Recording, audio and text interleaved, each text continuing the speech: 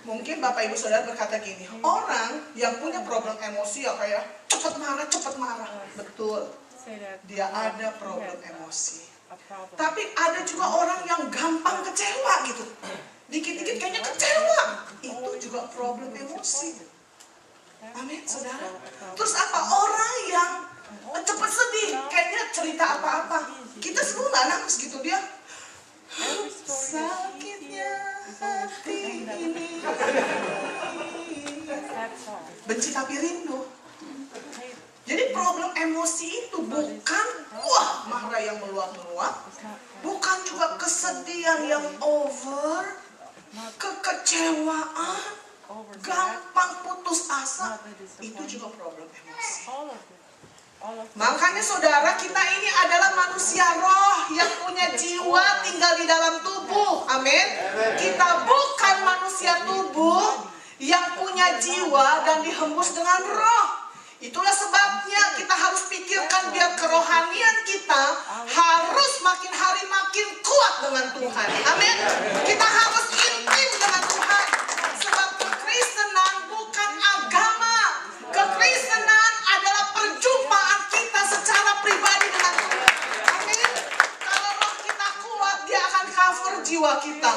Memang saudara dan saya mengalami jatuh bangun dalam tingkatan jiwa.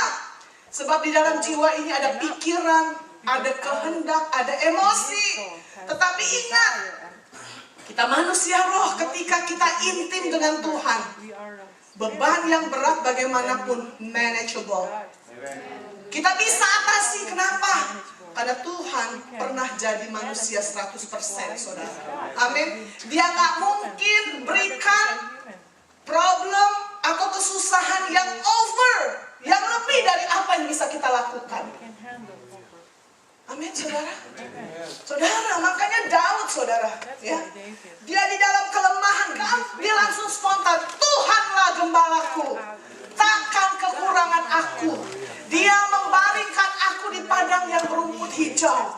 Dia menuntun aku ke air yang tenang. Dia menyegarkan jiwaku.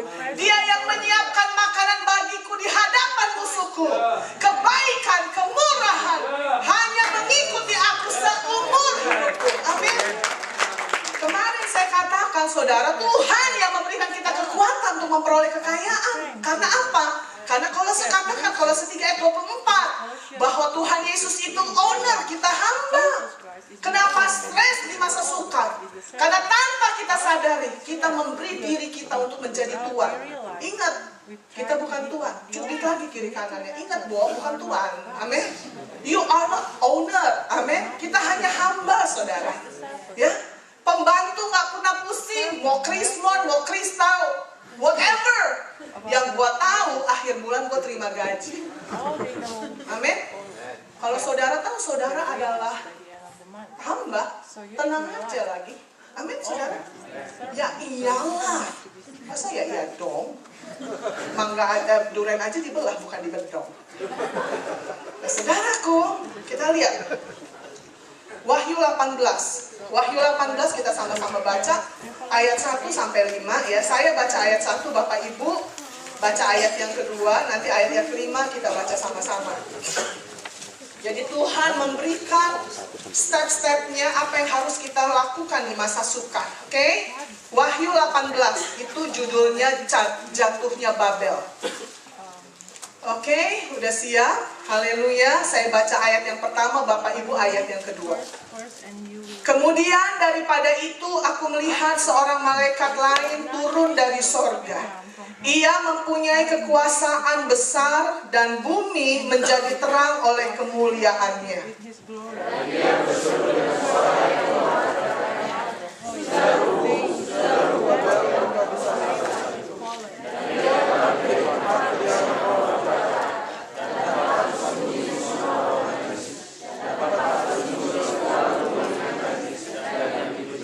Karena semua bangsa telah minum dari anggur hawa nafsu cabulnya, dan raja-raja di bumi telah berbuat cabul dengan dia, dan pedagang-pedagang di bumi telah menjadi kaya oleh kelimpahan hawa nafsunya.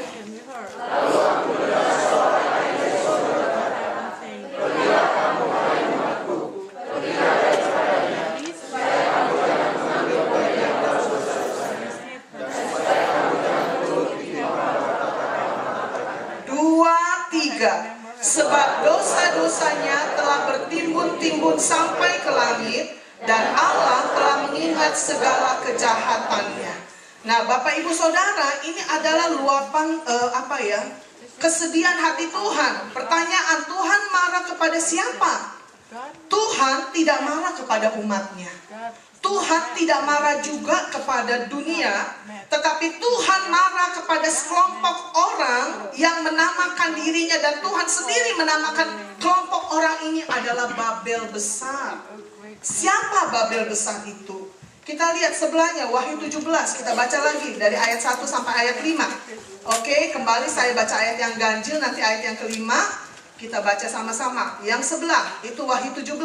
Lalu datanglah seorang dari ketujuh malaikat yang membawa ketujuh cawan itu dan berkata kepadaku, mari ke sini, aku akan menunjukkan kepadamu putusan atas pelacur besar yang duduk di tempat yang banyak airnya.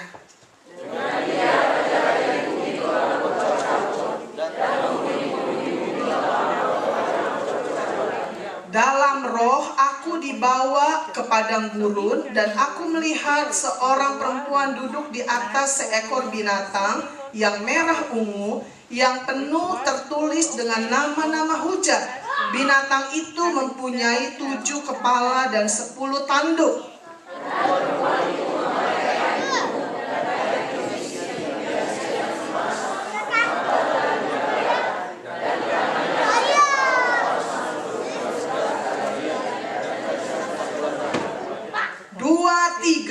Dan pada dahinya tertulis suatu nama, suatu rahasia, Babel besar, ibu dari wanita-wanita pelacur dan dari kekejian bumi. Babel besar itu, firman Allah berkata, adalah pelacur besar. Apa yang pelacur ini lakukan?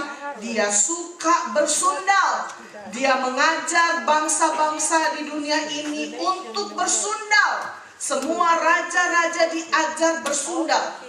Pedagang-pedagang diajar hidup dengan hawa nafsu, dan mereka menjadi kaya.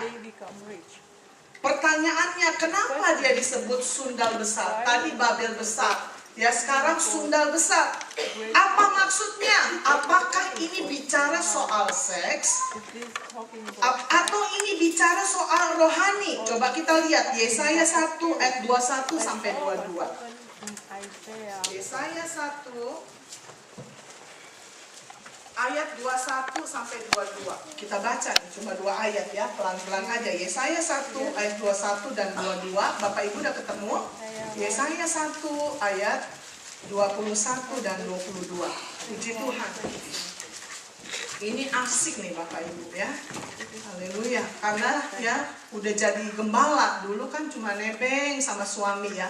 Suami yang siapin semua. Sekarang udah jadi gembala saudara. Terus mesti belajar ya saudara. Wah, kita baca ayat 21 22. 23. Bagaimana ini kota yang dahulu setia sekarang sudah menjadi